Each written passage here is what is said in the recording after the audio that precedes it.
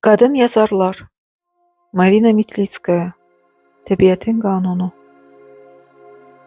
Öz dik duruşunu, qamətini hələ də itirməyən təqaüdçü balerina Mila Florova iş görüşməsinə tələsirdi. Çox uşaqlı ailə olan Geyslər onu pis vəziyyətdə qoymuşdular. May ayında bağın kirayəsindən imtina edib həmişəlik Almaniyaya köçəcəklərini xəbər vermişdilər. Milanın əlbəttə ki, keyfi pozulmuşdu. 2 gecə yatmayıb ağlamışdı. Birincisi özünə görə. Çünki hər hansı bir məişət problemi onu gücdən salırdı. İkincisi isə Geyslər ailəsinə görə. Axı onları artıq özünə yaxın insanlar kimi qəbul etmişdi. Hətta qışda bağın açarlarını onlardan almırdı. Gedib heç nəyə nəzarət etmirdi. Bilirdi ki, hər şey qaydasındadır. Onlar bağçada tərəvəz filan becərmirdilər. Şən yaşayır, qonaq qəbul etməyi sevirdilər. Özü də kabab və gitara ilə.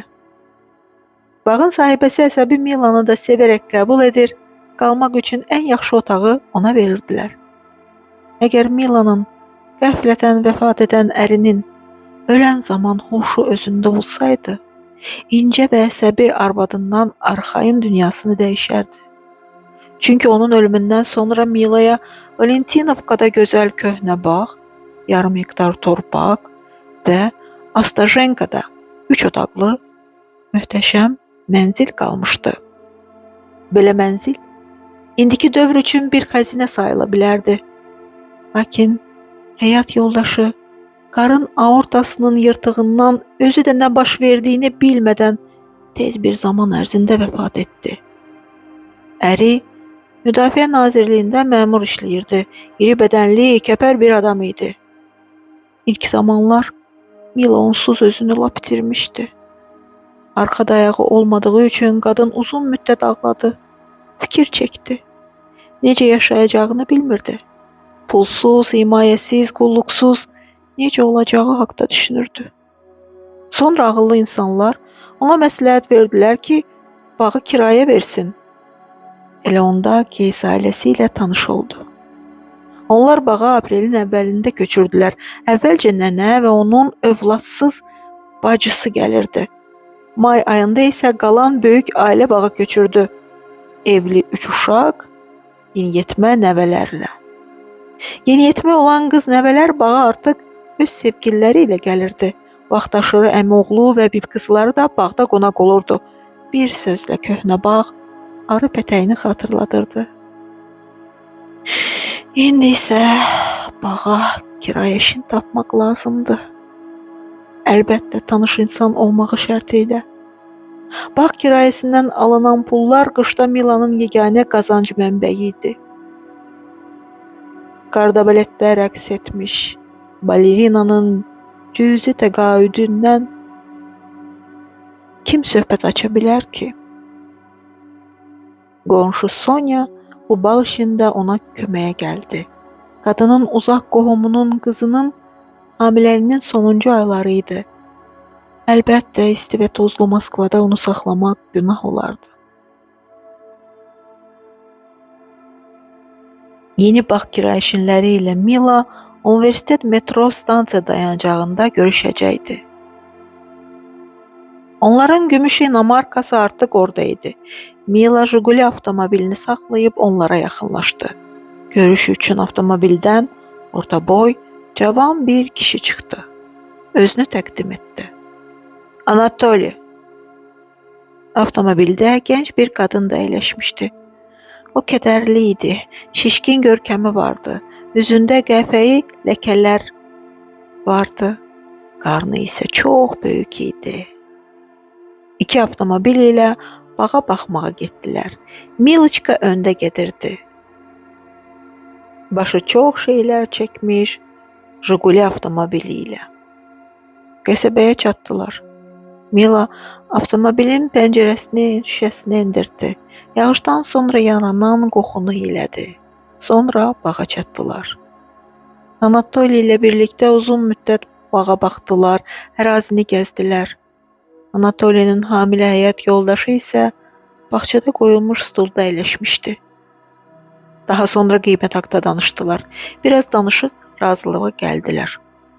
Mila onlara açarı verib xahiş etdi ki, sabah ona avansı gətirsinlər. Sövdələşmə baş tutdu. Yeni tanış olduğu insanlar qabiliyyətli və yaxşı idilər. Allaha şükür. Mila sevinirdi. Lakin bu iş düzələnə qədər o qədər əzab, əsəb keçirmişdi ki. Evə gəlib kreker ilə çay içdi və divanda plet altında yuxuya getdi. Çox yorulmuşdu. Anatoli səhəri peyda oldu. Zəng vurub pulu bir neçə gün gözləməsini ondan xahiş etdi. Mila köks ötürüb razılaşdı. Avansı Anatoli bir həftə keçdikdən sonra gətirdi. Zəif, əsəbi olan Mila buna görə hirslənmişdi. Lakin onu evə dəvət edib qəhvə təklif etdi. Anatoli buterbrodla 2 fincan qəhvə içdi. Deyəsən evi tərk etmək istəmirdi. Rahatlanıb otaqları gəzməyə başladı. Divardakı Mila'nın şəkillərinə baxdı. Evdə olan qədimi saata, vazalara, şam qablarına nəzər yetirdi. Evdə çoxlu antikvar əşyalar vardı. Rəhmətlik ərinin bundan başı çıxırdı. Sonra Anatoli jurnal götürüb kresloda əyləşdi və mürgülədi. Mila özünü itirdi. Mətbəxə keçib qapları yudu. Sonra yataq otağında, demək olar ki, səssiz bir vəziyyətdə televizora baxmağa başladı. Daha sonra qapını döymədən Anatoli yataq otağına daxil oldu. Bir söz demədən, öncə nəvaziş göstərmədən, çox kobud şəkildə ona sahib oldu. Mila bir kəlmə də demədi. Yalnız sakit səslə inildəyirdi. Bir saatdan sonra isə Anatoli artıq ağzı açıq vəziyyətdə əl-ayağını uzadıb yatmışdı. Bütün gecəni Mila gözünü belə qırpmadı. Mənzildə gəzişib nə baş verdiyini anlamağa çalışırdı. Qadın ağladı. Sonra özünü təhqir olunmuş etdi. Biraz keçdikdən sonra isə canlanıb özünə gəldi. Qərar verdi ki, bu yəqin taleyinin ona verdiyi hədiyyədir. Bu xoşbəxtlikdir, hansını ki o heç gözləmirdi. Sakitləşdi. Yataq otağına daxil oldu. Çarpayının kənarında uzandı. Səhərə yaxın mutlu şəkildə yuxuya getdi. Anatoli vanna otağında səs-küy ilə yunan zaman o yuxudan oyandı. Güzgüyə tərəf sıçradı, dodaqlarına boya çəkdi, üzünə kirşan sürtdü. Siyirmədən bənövşəyi rəngli pinyarını çıxarıb geyindi. Tez mətbəxə keçdi. Anatoli vanna otağından çıxana qədər mətbəx masasının üzərində şüyüdlü omlet, turkada isə qəhvə bişirdi. Anatoli diqqətlə Mila'ya baxdı, sonra ona yaxınlaşıb yanağından öpdü. O çox ləng, amma həzz alaraq yemək yeyirdi. Sonra xahiş etdi ki, ona tosterdə qızartsın. Yenə bir fincan qəhvə bişirsin. Giriş qapısının önündə adam bir daha Mila'nın yanağından öpdü və dedi: "Axşama qədər." Aman Allahım, axşama qədər. O heç bunu təsəvvür də belə edə bilməzdi. Onun yeni, tamam başqa bir həyatı başlayırdı. Axşama qədər. Mila təşvişə düşdü. İndi onun çoxlu işi peyda oldu. Birinci, mənzilin təmizliyi. Son vaxtlar onu səliqə səhmana salmağı unutmuşdu. İkincisi, bazarlıq. Orada hər şeyin yaxşısı və təzəsini almaq lazımdır. Balıq, ət, tərəvəz, dondurulmuş heç nə olmaz. Hər şeyin təzəsi ləngdən dərilmiş vəziyyətdə olmalıdır. Üçüncüsü, nahar. Nahar da ən azı 3-4 yeməkdən ibarət olmalıydı. Sonunda isə desert hazırlanmalıdır. Rəhmətlik əri ilə qonaq qəbul edən zamanlar o bunları edirdi. Dördüncüsü, kosmetika, bərbər və pedikur. Aman Allahım, o özünü necə də baxımsız buraxmışdı. Bəs qardirobu? Burada da hər şey köhnə, dəbdən düşmüş, ürək sıxıcı idi. Bəyəm, Bu illər ərzində o həyat yaşamışdı. Onun yaşadığı zamana həyat demək olardı. Jurnallar, saysız hesabsız seriallar, köhnə vallarda qəmli romanslar, səhər də kəsmik, axşam da kəsmik, süzülmüş dinç salvar və arxadan yığılmış saçlar. Sən demə onun həyatı hələ indi başlayacaqmış. Axşama mənzil də işıq saçırdı, Mila da. Qısa kəsilmiş saçları, gözə çarpan al-qırmızı boyalı ayaq barmaqları. Şam yeməyi süfrəsini qonaq otağında açdı. Toxunmuş süfrə, şamlar, gümüşü, çəngəl, bıçaq. Yeməyə də Polşa sayağı sudan balığı, pendir altında rəngli kələm, ətli kiçik piraşkilər, meyvəli jele və kurşon. Yüngül olan bir don geydi. Firuzəyi qaşlı sırxalarını taxdı. Güzgüyə baxdı. Özündən, xarici görünüşündən çox razı qaldı. Güzgüdən ona incə, gözəl, cazibədar, orta yaşlı bir qadın baxırdı. Anatoliy saat 9 üçün gəldi. Əldən düşmüş, yorğun bir halda idi. Mil ona çəhrayı köpüklü vanna qəbul etməsini təklif etdi. Onlar uzun uzadı, şam olan süfrədə yemək yedilər. Sonra yenə Mila'nın yuxusuz, xoşbəxt bir gecəsi oldu. Həftə içi bütün yayı bu davam etdi. 5-ci gün axşam Anatoliy bağa xanımının yanına gedirdi. Mila dincəlir və əlbəttə ki darıxırdı.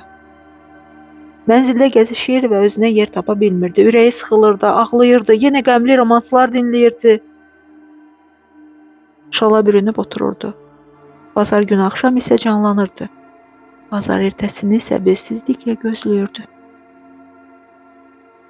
İş bundadır ki, Anatoliy avqust ayının kirayə pulunu verməmişdi. Xatırlatmağı isə Mila utanırdı. Avqustun 20-sində Anatoliy həyəcanlı şəkildə gəlib dedi ki, yəqin bağı boşaldacaqlar. Doğum zamanı yaxınlaşan bir vaxt şəhərdən kənarda qalmaq təhlükəlidir. Sonra gülümsəyib dedi ki, Mila ilə olan hekayəsi də bitdi və o əmindir ki, onlar bir-birinə xeyir veriblər. Keçirdikləri zamana görə də peşiman deyillər. Mila gözünü döşəmədən çəkməyərək süst olmuş vəziyyətdə əyləşmişdi. Sonra sakitcə soruşdu. Deməli, daha görüşməyəcəyik? Anatoliy lap özündən çıxdı. Sən nə danışırsan? Mənim arvadım tezliklə doğacaq. Doğum evi, körpə üçün çarpayı, pampers, anlamırsan? Mənim başım bunlara qarışıq olacaq. Elə bir sən əskisi idin. Özü də, özündən heç nə uydurma. Hələ mənə təşəkkür də etməlisən. Birlikdə gözəl zaman keçirdik. Hər şeyə görə razı qalmalısan. Kresloda əyləşən Anatoliy qəhqəhə çəkdi. Bəs pul? Titrəyən dodaqlar ilə Mila soruşdu. Hansı pul? Anatoliy təəccübləndi. Bəlkə sən düşünürsən ki, mən hələ sənə bir borcluyam da. Sənin yaşında olan qadınlar bu şeylərə görə pul ödəyirlər gözəlcə. Bir də ki, antikvar içində oturmusan, yağ bal içində yaşayırsan. Bax, ev, hələ aldığın ləzzət. Düşünürsən ki, pul da istəyə bilərsən? Yaxşı deyil, ayıbdır. Rədd ol. Mila sərt şəkildə dedi. Gedirəm, narahat olma. Burada səninlə qalası deyiləm. Anatoliy çıxıb qapını örtdü. Axşama qədər Mila ilə kresloda oturaraq qaldı. Sonra xalatının üzərinə jaket geyinib qaraja düşdü. Jigulini işə saldı. Onu qonşu səhər tapdı. Artıq çoxdan soyumuşdu. Bir həftə sonra isə Anatoliyinin qızı doğuldu. Həyat yoldaşı ona Lyudmila adı verdi. Belə ki, bu körpəni Luda, Lusinka, Lula çağırmaq olardı. Məcbur deyil ki, ona Mila desinlər. Təbiətin qanunu belədir. Bir yerdə nəsə yox olursa, başqa bir yerdə doğulur.